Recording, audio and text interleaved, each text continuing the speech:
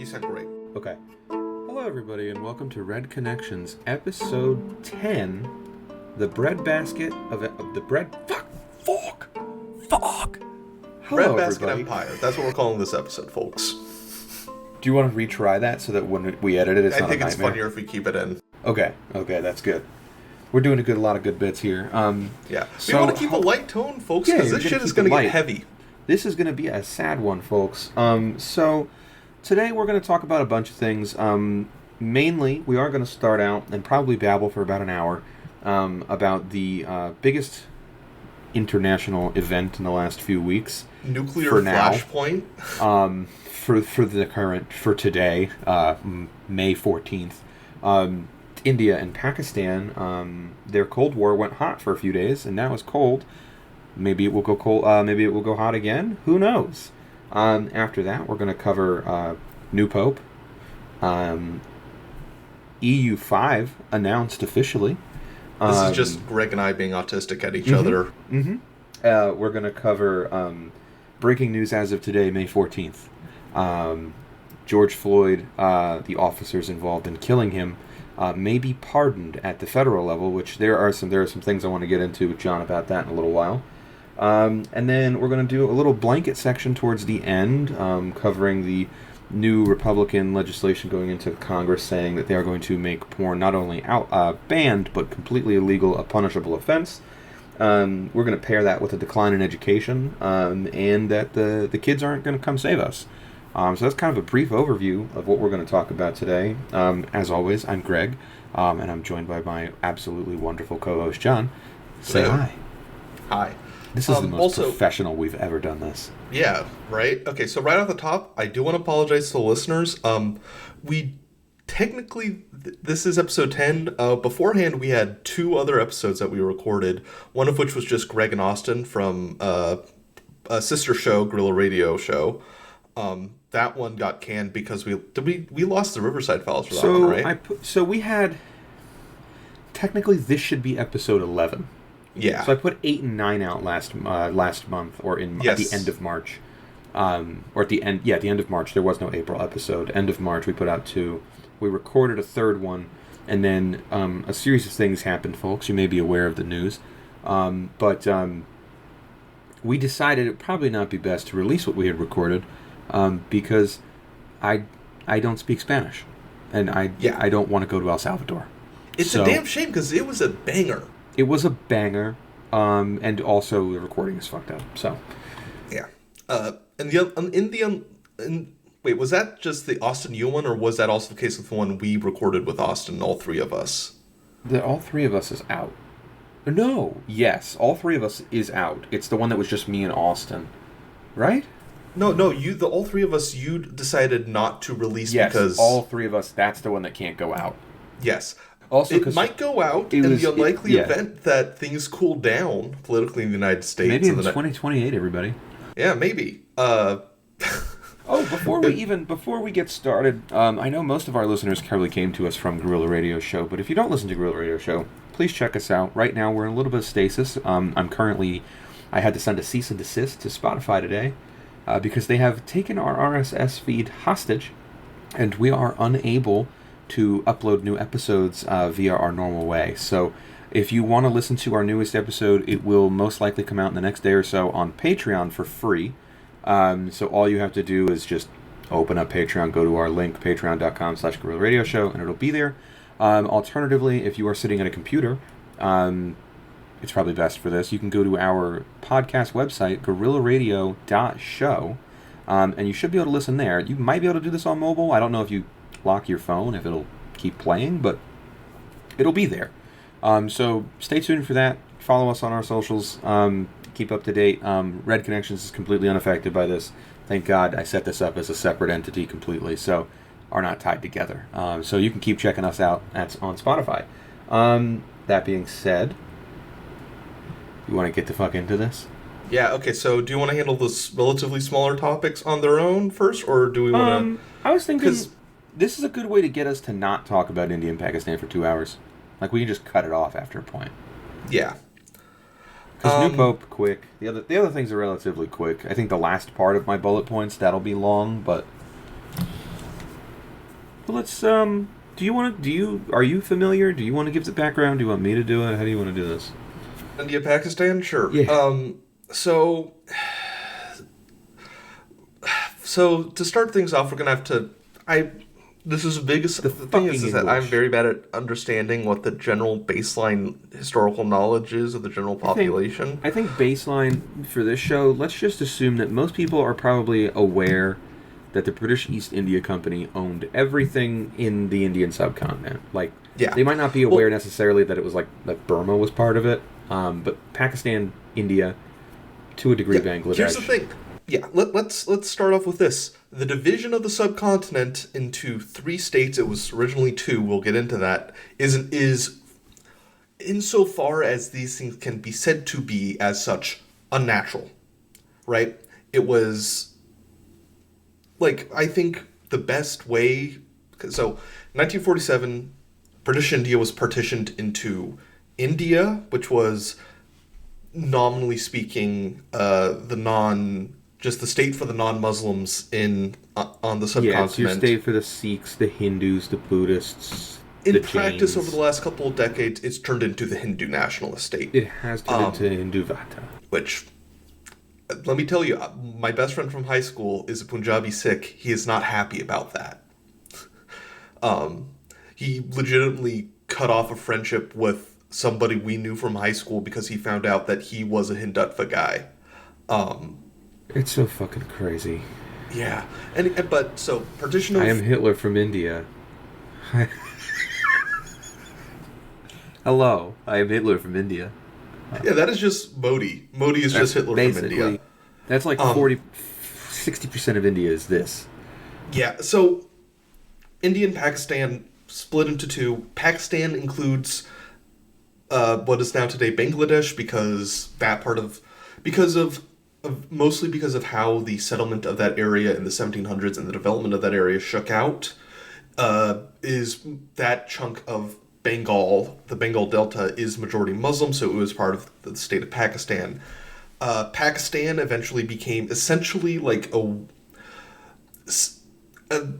military dictatorship that is a very religiously conservative military It dictatorship. became a series of coups. Yeah.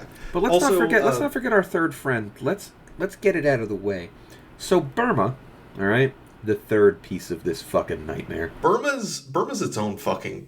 Burma, we can do real quick. Burma was the periphery of all of the Indian empires prior to the British. It was always the periphery. Burma wasn't even part of any of the Indian empires. It was its own Exactly. thing. It was the part periphery. of the Indian.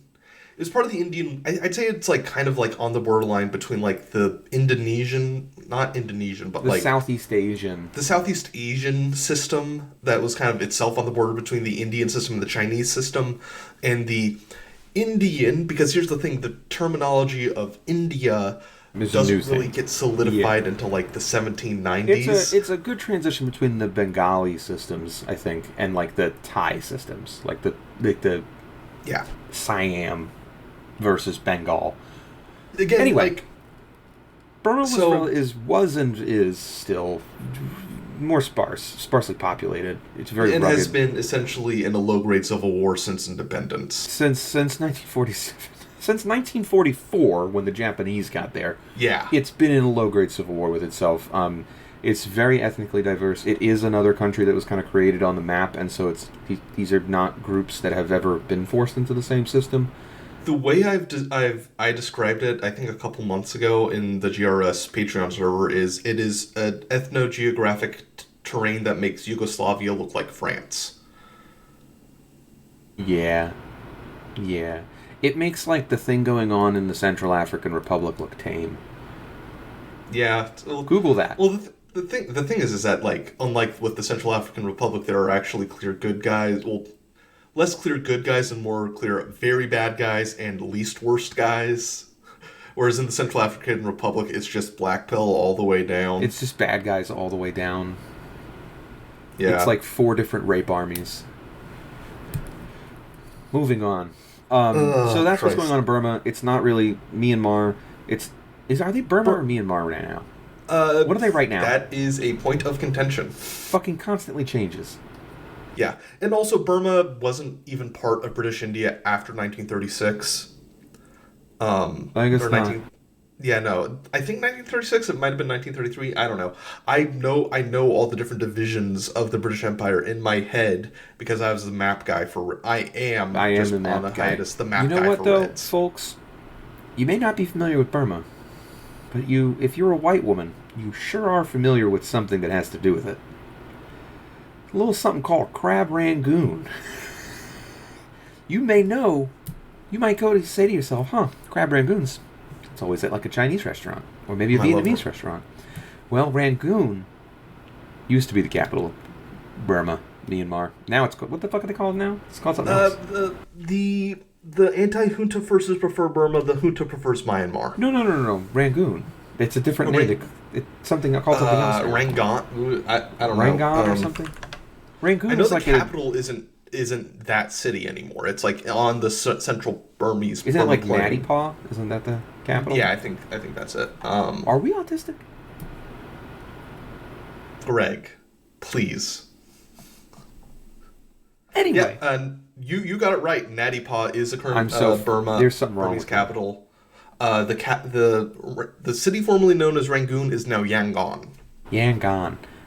Anyway, there's your full factoid. Now let's move on to India and Pakistan. So in 1973, East and West Pakistan became Bangladesh and Pakistan? Also, well, in part because the Bangladeshis fought a nightmarish war of independence that involved probably one of the worst genocides of the post-war era. They did indeed. Committed by the Pakistani army in Bangladesh.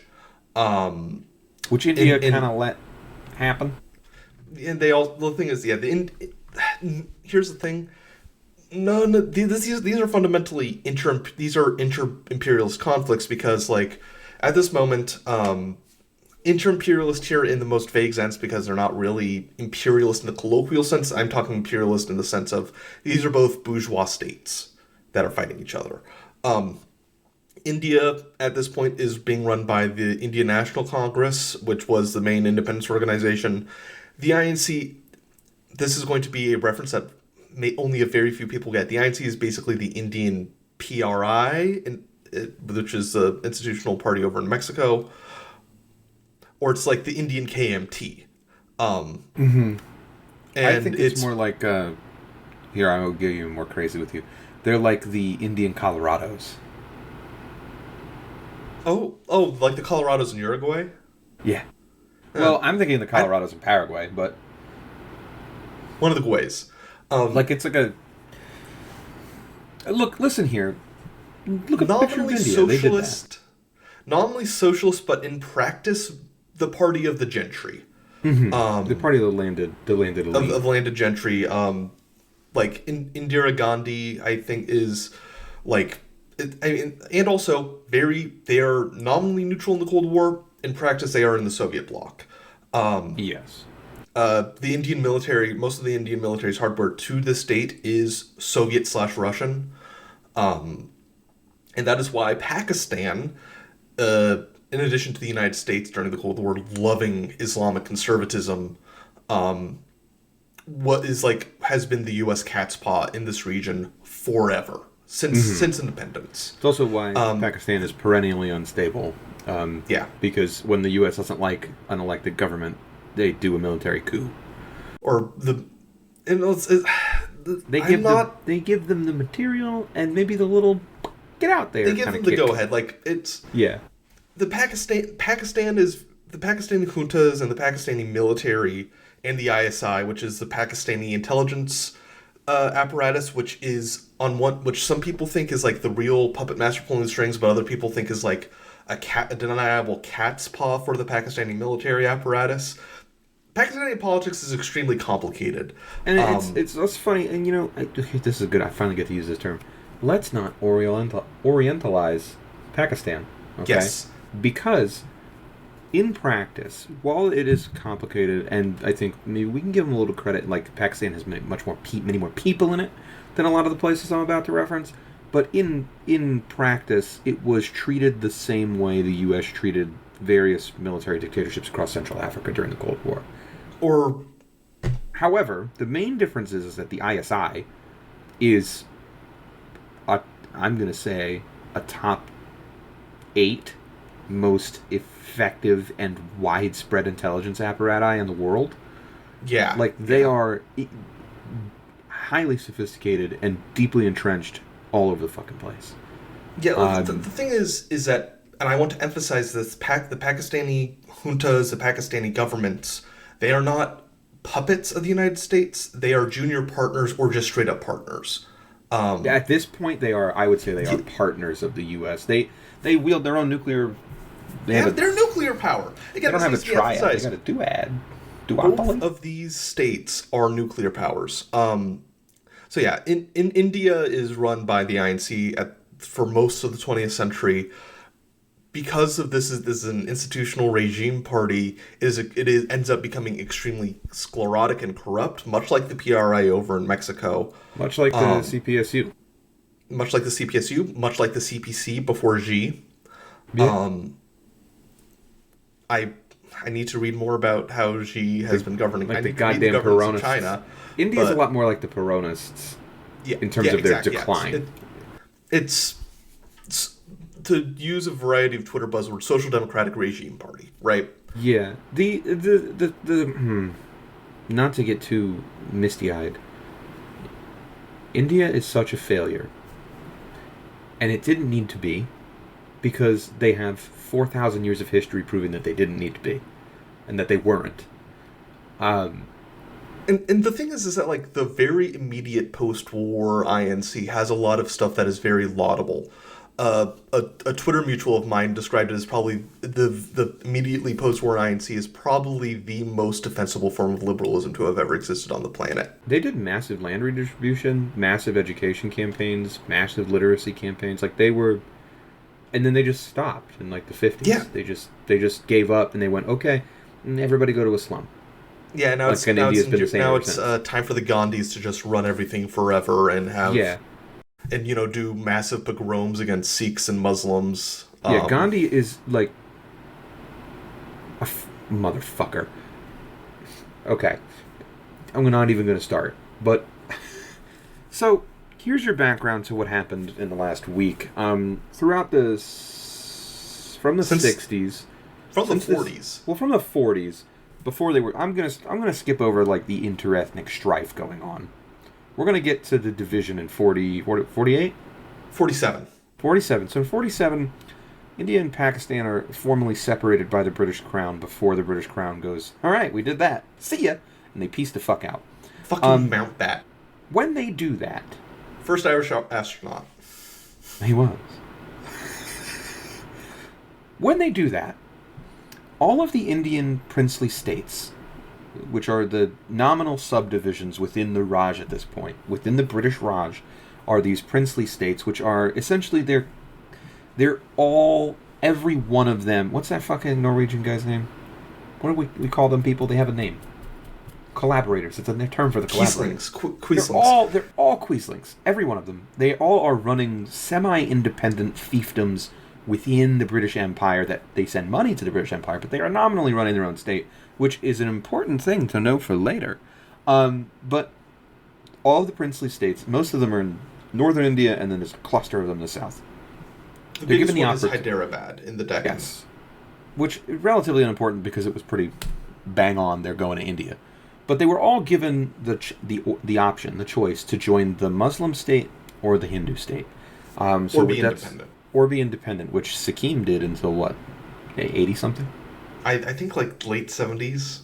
Crazy to me. But anyway, they're all given this choice. At the same time, like Nepal is granted its permanent independence. They're another oddball case, like Ethiopia, where they were never formally like in it, but they were never out of it either. So that's done. But everybody picks a side at this point, except for one for all intents and purposes. Jammu and Kashmir is a single state that has an and. Yeah, well, I think the and comes after now. So, except for one important region, Kashmir. Now, Kashmir, I can't remember. Was it the princely state, the king of it, he wanted to join the Muslim state, but India It was the opposite. was the other way Kashmir around. is slimly. I think Kashmir is majority Muslim, or was Was majority. Well, was and well, is. half It's of it is complicated. still. It will. What Kashmir is majority Muslim at this point, and the head of this. I forget what the title of the monarchy of this prince. I want the to make prince- one up, but I know it probably just be like We cannot Rajputana or be something, doing right? that. We can. Let's just Is say that what it prince. is? Let's just let's just genericize it. The prince of Kashmir is Hindu, and I don't remember if he wanted to remain independent or he had a and I think what ended up happening is he had a referendum. Maharaja. Maharaja, yeah, the Maharaja of Jammu was Hindu. He wanted to be part of India, and since this is an absolute monarchy, He can pick. he can pick, and he picks. If I remember right, he picks India. But then there's an independently organized referendum that picks Pakistan, and then India and Pakistan go. Part of the reason why they both very much have an interest in Kashmir is because Kashmir holds the headwaters of the Indus and the Ganges, which are the two most important rivers. Which for Pakistan is quite literally the only thing that keeps them alive. Pakistan is just the Indus River Valley. Yeah, Pakistan's the Indus River Valley and like a couple of ports. Yeah, it's like basically there's the Indo-Gangetic Plain is the main population strip of both of these countries. Again, why doesn't it really make sense for these to be two different countries? 'Cause everybody's racist. Yeah. And this is also happening in the midst of extremely high tensions between these two states because there is mutual ethnic cleansing happening. Both sides. Yeah, so this is actually one of the largest population transfers in world history, I believe. So on top To of be people euphemistic, being, yes. well, on top of everybody being energetically killed, millions Ethnic of cleansing people. doesn't necessarily mean killing. It just means Well, forced they were. movement. I mean, they were killing each other. Well, they were killing each other. This is one of the bloodiest episodes of Yeah. the 20th century.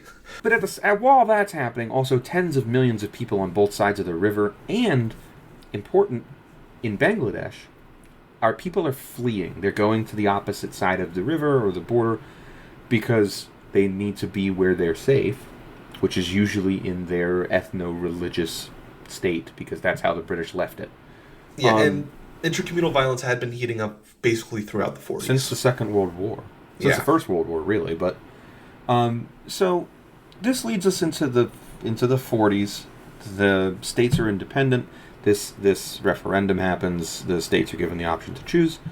This is India and Pakistan's first armed conflict. And I think a good way to describe the way it went is a lot like the first Arab-Israeli War. These are brand new nation states that have a hodgepodge of equipment, almost to no national identity, and almost zero military organization. And they're fighting on the roof of the world. Yeah, and they are fighting at 20,000 feet. At the same time, actually, I'll get to this in a minute. So they fight it out. They wind up with this line of control. The line of control is established in 1951. The Kashmiri line of control, or at least the first one. I think it's moved. The line of control was established. The current one was 1972. Okay. Prior to this, it was somewhere else. It was further. It was further into India. Yeah. Because India. Here's the other thing. India wins every one of these. Okay. Yeah. Pretty fucking easily, and it's because there's a billion of them, and 300 million Pakistanis, and not at this point. So they're just outnumbered basically every time. And you can't. It also really should deal be with... noted that the Chinese are also involved with this. Well, that's what I'm going to get to. So after the first one, we'll call that done for a decade. Okay, and then India and China, once the PRC establishes control of the entire nation of China. Over Tibet. Yeah, over Tibet. Well, guess who else is going to fucking fight the Indians?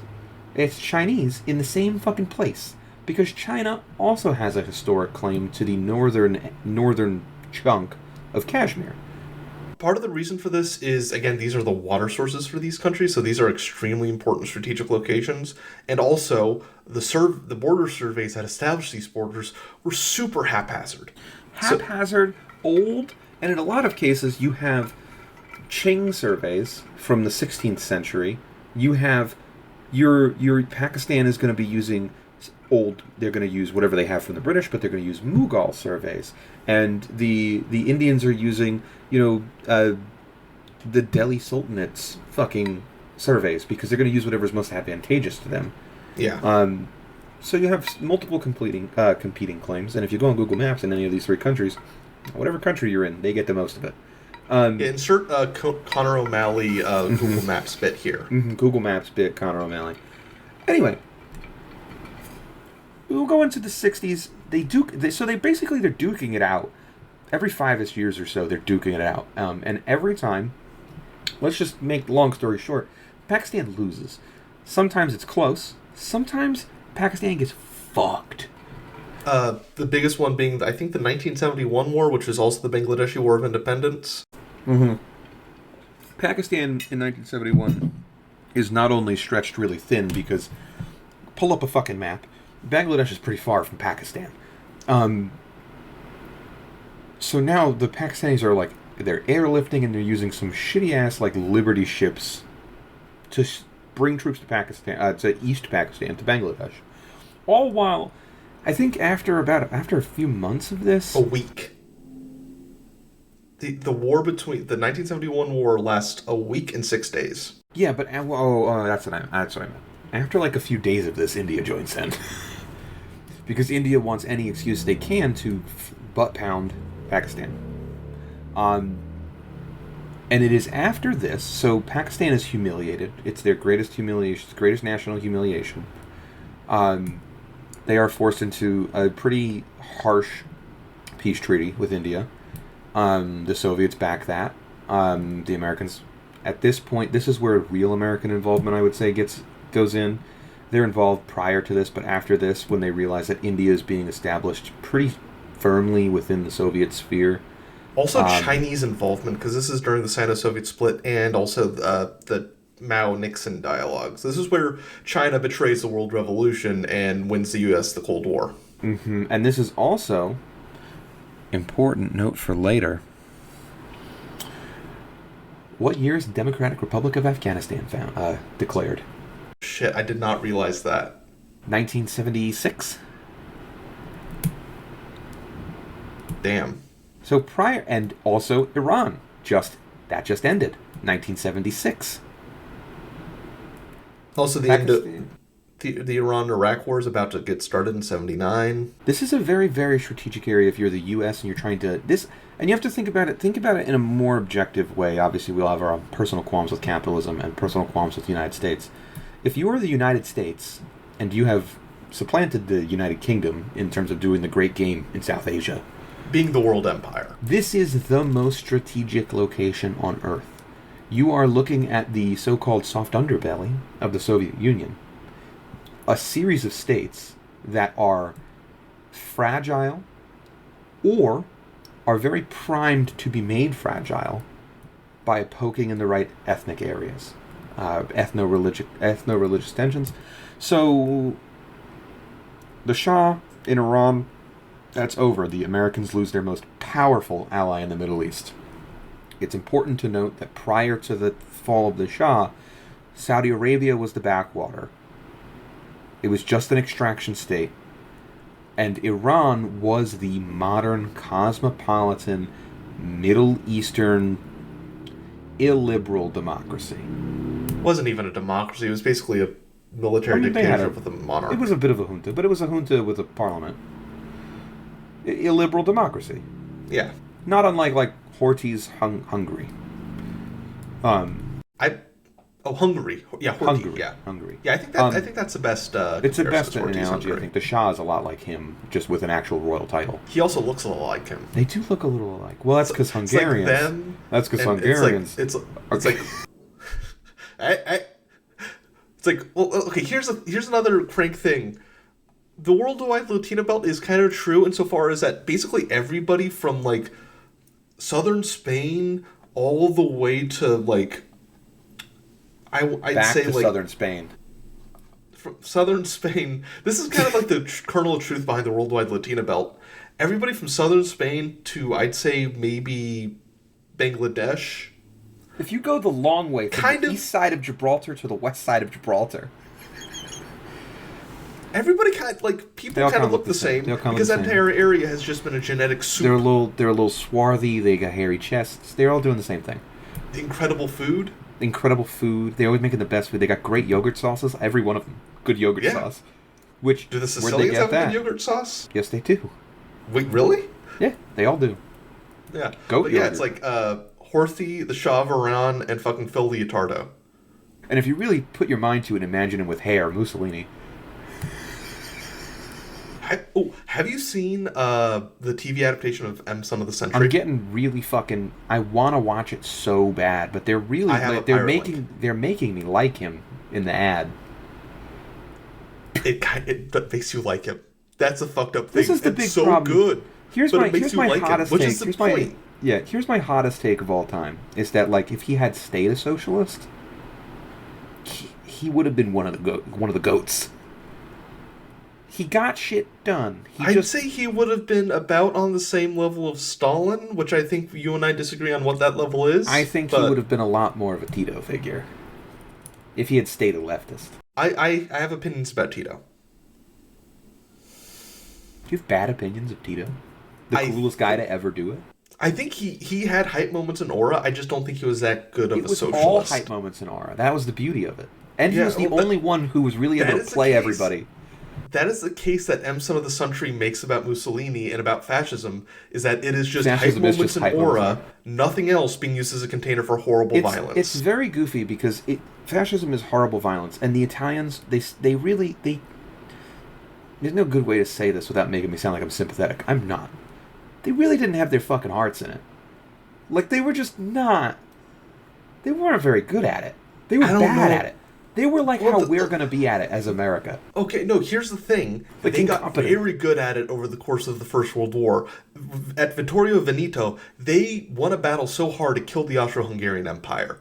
The problem is... Well, it took them fucking 14 battles of the Isonzo to do it. And again, the thing is that what really it took was Luigi Cadorna finally getting fucking fired and all the actual competent people getting promoted. I'm not like that Italian. He is a fucking national disgrace.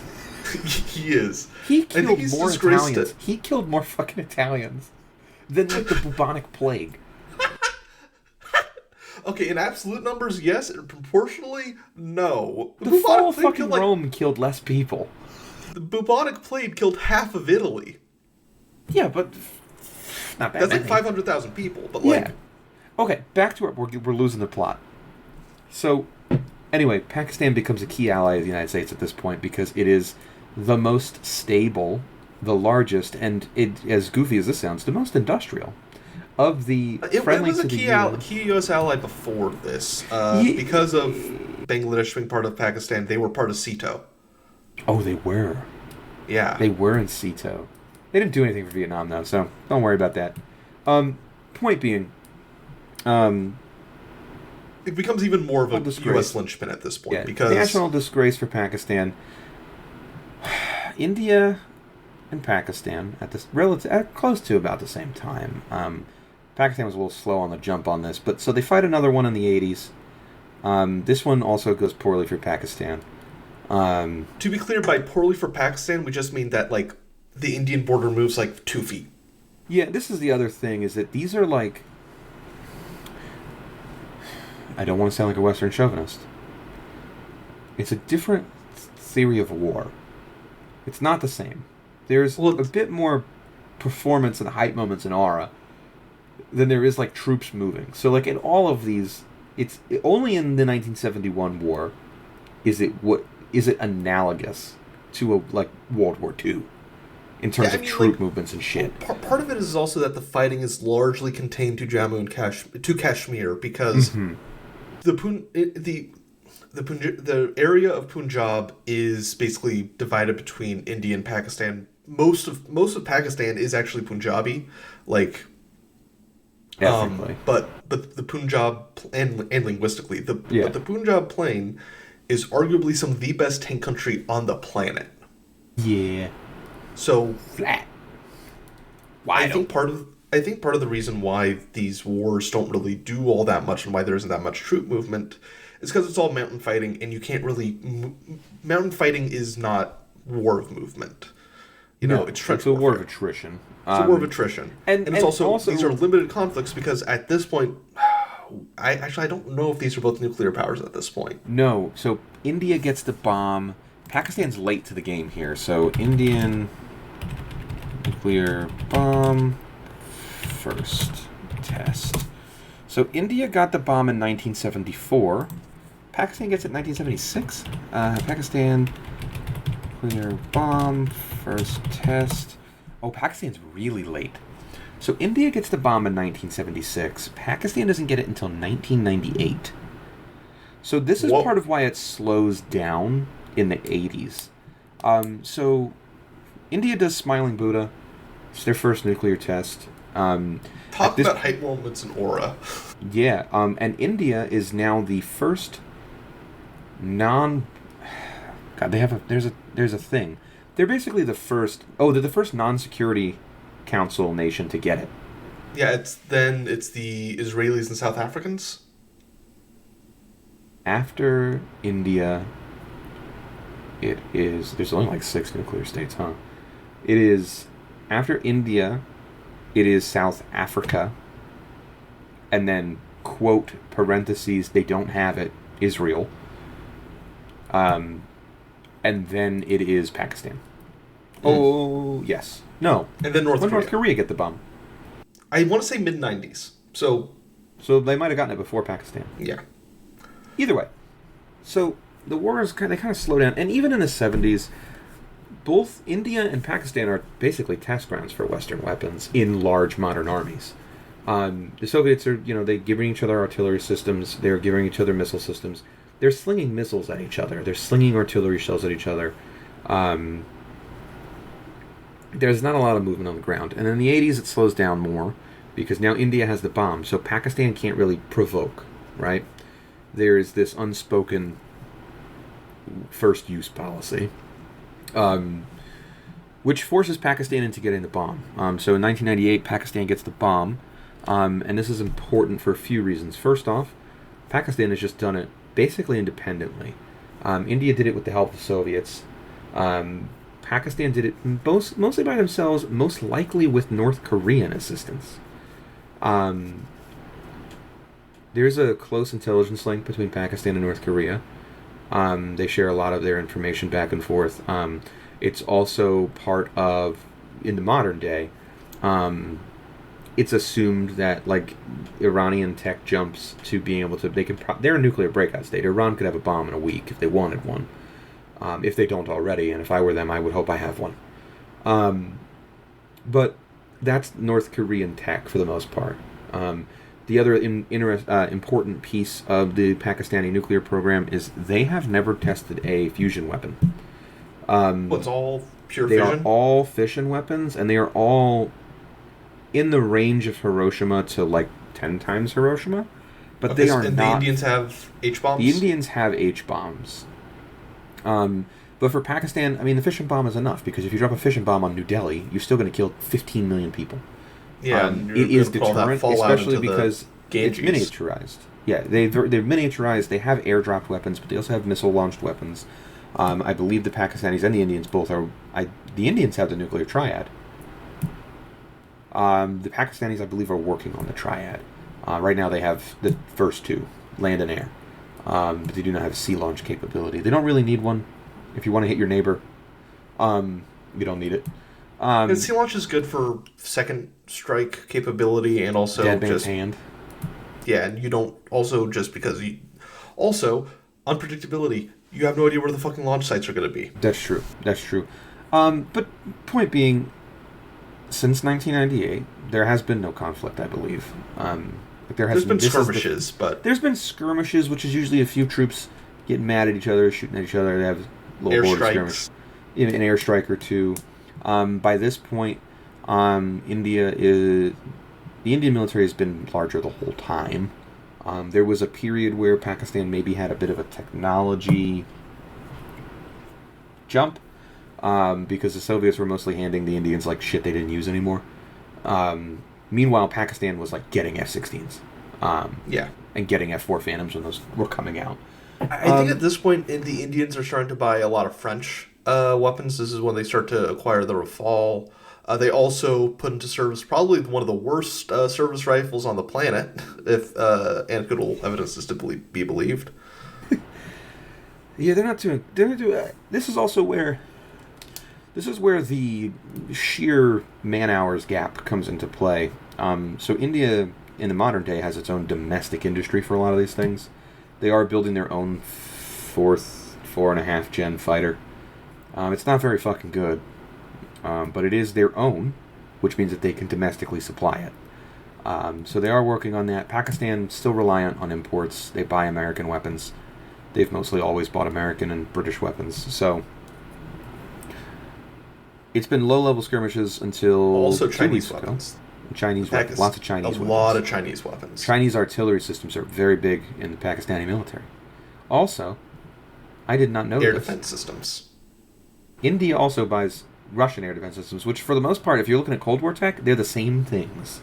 They have different names. It's the exact same fucking thing. Should be said, Russian air defense systems are probably the best on the planet. They are the best in the world, which is crazy, which is really crazy to me, considering the Pakistanis knocked out an S-400.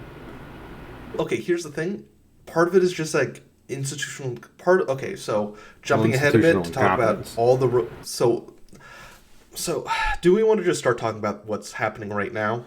Yeah, so there was a terrorist attack. I'm on Team False Flag.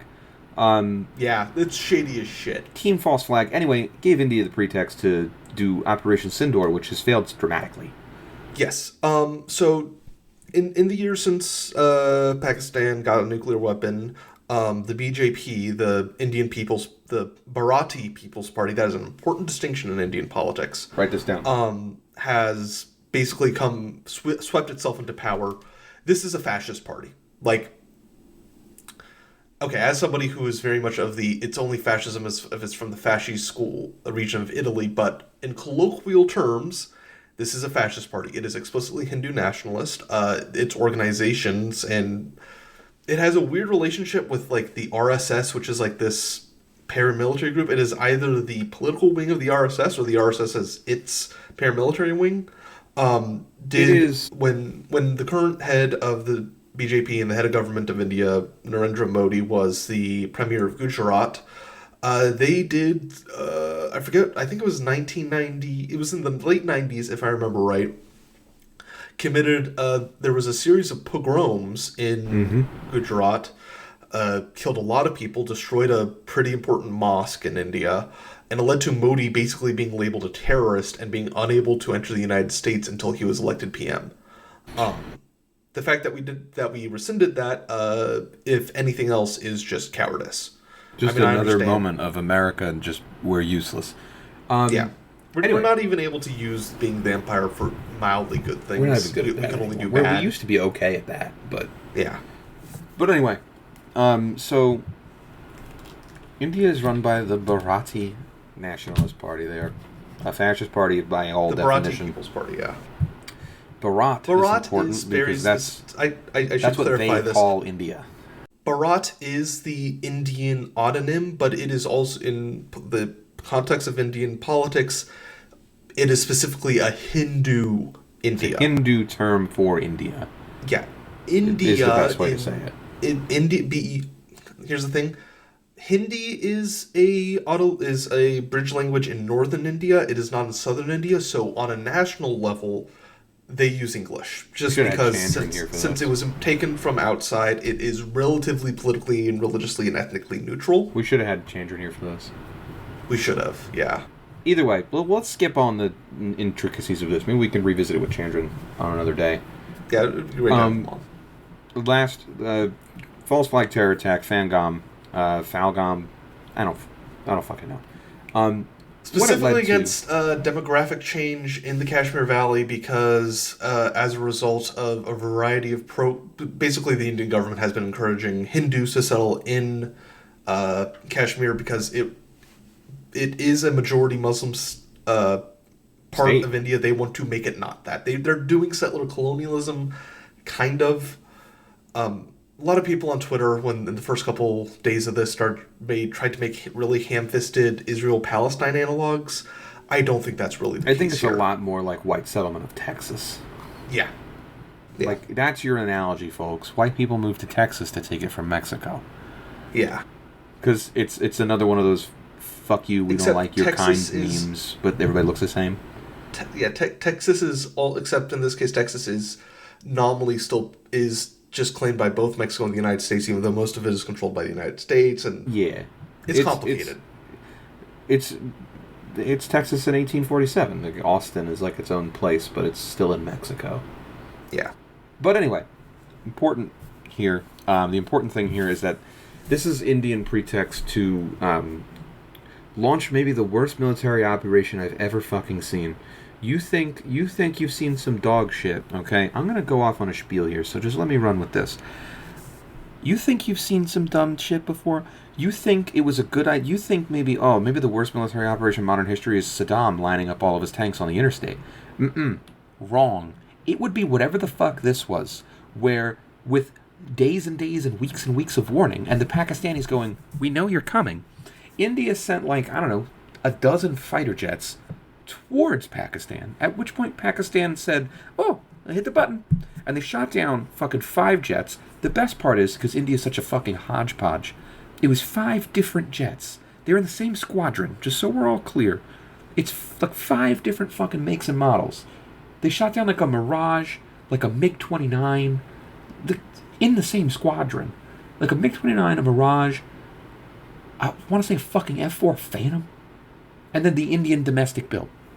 So they shoot these things down, and then there's a series of missile exchanges. Pakistan loses, I want to say they've lost 1 F-15?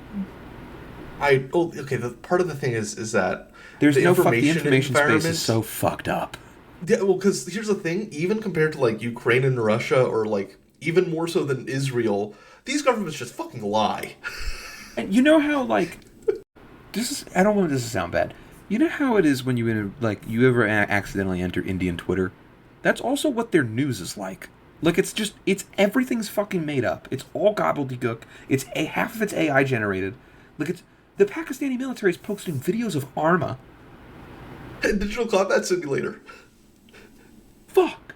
Anyway, it's like fucking Skibbity Verhoeven. Yeah, the best way to track this is by that fucking ejection seat company. Fuck is the name? Because they confirm it whenever a plane is shot down. If the ejection seat worked, they tell you, and they tell you if it doesn't. So that's how we confirmed that one Pakistani went down, because he lived, and his ejection seat worked.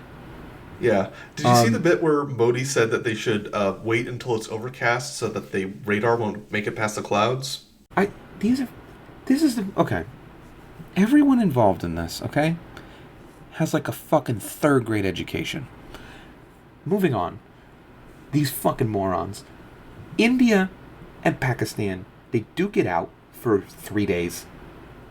I'm going to say Pakistan came out on top in this. Like, they destroyed some radar sites. It's hard to quantify this type of thing. They're making some bold claims about, like, we had drones sitting over New Delhi. I don't believe that necessarily, but although I kind of do, because everybody involved seems incompetent. The Indian government was saying that they had destroyed Karachi, even though they hadn't, and it was very obvious that they hadn't. The Indian government is like claiming that they conquered half of Pakistan at the moment. Yeah. So okay, part of the issue is that this is part of the problem is that both governments here are extremely stupid, but it is not a good look for 2 white guys to be describing them as such. Here's the deal. You didn't need to bring it up, but you did. Everyone involved here is bad at their jobs, okay? They're also evil, but they're bad at their jobs. They're all evil, but they're also comically fucking dumb, okay? Honestly, actually, you know what? The Pakistanis have shown a semblance of competence, only because this is the thing. The Indian media space is an absolute clusterfuck, I'm sure you know. Pakistan, however, just doesn't have one. They don't have like the same thing going on where there's like 10 million opinions and 10 million plus 5 million more accounts trying to tweet it out. Gene mode activated. So, the current state of things is that he's going to win a Nobel Peace Prize. Donald Trump has brokered a ceasefire.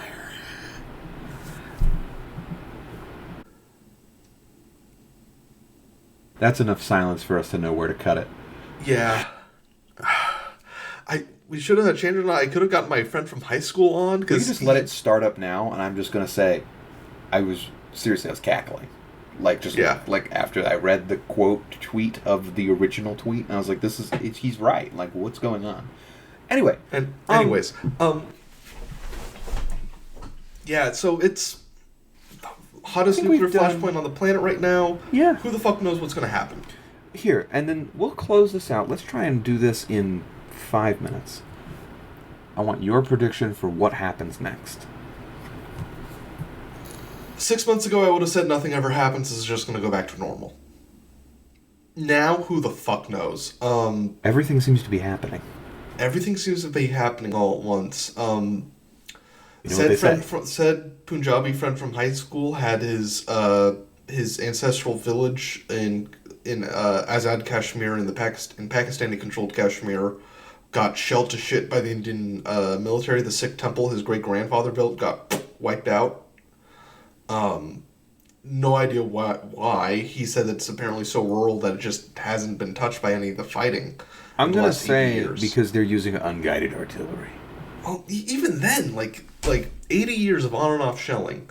And imagine the pile of shells they have sitting there going, and then somebody finally says you can use them. Yeah, I don't know, whatever. They're moving the gun a half an inch. But yeah, that's my prediction is fucking I don't know. Who knows? A coin. All right, yeah. My prediction is that I think this flares up one more time. And I think it ends just like this one, very suddenly. But I do think it will be a Chinese deal. Yeah, no. I think China will make a deal to try and solidify this, because also for China, this is a problem. There are 2 nuclear-armed states on your border. You, as the 3rd nuclear-armed state, with your own claim on this area, you're going to try and get a deal done now. The Chinese century dawns. Has already begun. Yeah. It started in 1989. But anyway, that's my thought on this. Also, bold claim here. From an objective standpoint, if I take myself and my personal feelings away from all of this, Pakistan's the lesser of 2 evils here. I refuse to...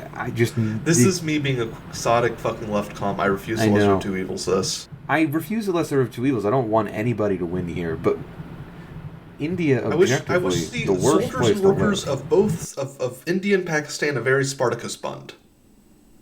How'd that go? How'd that go for them the first time? Well, maybe this time it'll work. Who the fuck knows? Yeah. But, okay. I think that wraps that up. If you have thoughts on India and Pakistan you want to tell us, first off, I'll let you know 2 things. First, you can drop it on our Twitter. You can DM me. You can email us at redconnections1917@gmail.com. You can leave a comment on Spotify. Second, if I don't agree with it, I'm never going to acknowledge it. I don't fucking care. This is my if we show. got anything wrong or we crossed a line, please I apologize. Please correct us. Please tell us. We mean well. I promise. We are 2 well-meaning white boys, but we are white boys. We are going to fuck up. This is in good faith, and I promise that everything that we've said that probably couldn't be in the episode already isn't, so you don't know what it is. You don't know. You don't know. You don't know. Maybe there was nothing. They're Maybe just there was gonna, something. The worst things that they can imagine, they're going to insert into that. And that's okay, because I know that I am pure and without sin. Which leads me to my next topic. But Gregory, what about being our perceptions? How we're perceived? We're all going to die.